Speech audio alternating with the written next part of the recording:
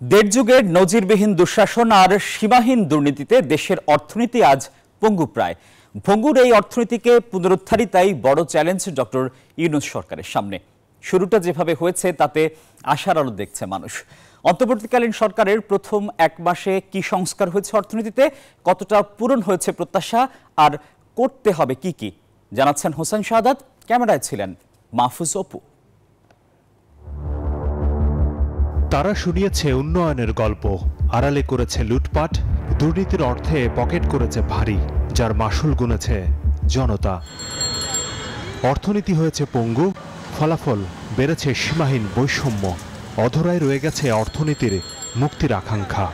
রাষ্ট্রের বিভিন্ন নাগরিকের ব্যক্তিগত আকাঙ্ক্ষা হয়তো ভিন্ন, তবে সামষ্টিক চাওয়া একটাই, বৈষম্যহীন রাষ্ট্রের সম্মানের সাথে সচ্ছল জীবনের নিশ্চয়তা।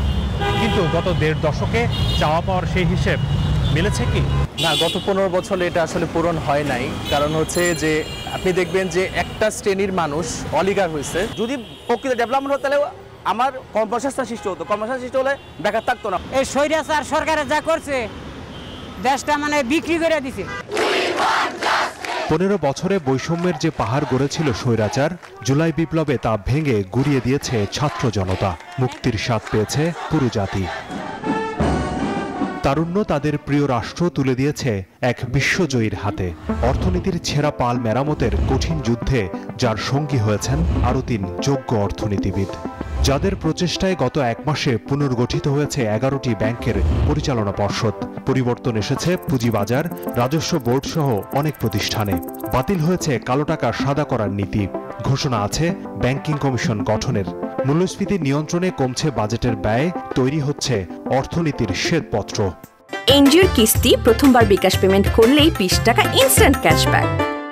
এখন কিছুটা শুদ্ধি শুরু হয়েছে। যারা এগুলোর সাথে জড়িত ছিলেন তাদেরকে জবাবদিহিতার মধ্যে আনতে হবে। তবে খেয়াল রাখতে হবে একটা গোষ্ঠীর জায়গায় আরেকটা গোষ্ঠী যাতে না আসে, পরিবর্তনগুলি যাতে টেকসই হয়, এটাই হলো এখন একটা মেজর চ্যালেঞ্জ। সাধারণ মানুষ যাতে বুঝতে পারে যে একটা নতুন সরকার যে এসছে সেটা জনগণের কল্যাণের জন্য কাজ করছে, এটা আমার বিশ্বাস করতে হবে, তাই না? আমি যদি সুনির্দিষ্ট পদক্ষেপ দেখি তাহলে তো বিশ্বাস করব। রিজার্ভ বাড়াতে রপ্তানি ও প্রবাসী আয় বাড়ানোর দিকে নজর দেওয়ারও পরামর্শ বিশ্লেষকদের। দেশের অর্থনীতিতে ক্ষত এতটাই গভীর, 1 মাস কিংবা 1 বছরে পুরোটা সারিয়ে তোলা হয়তো সম্ভব না।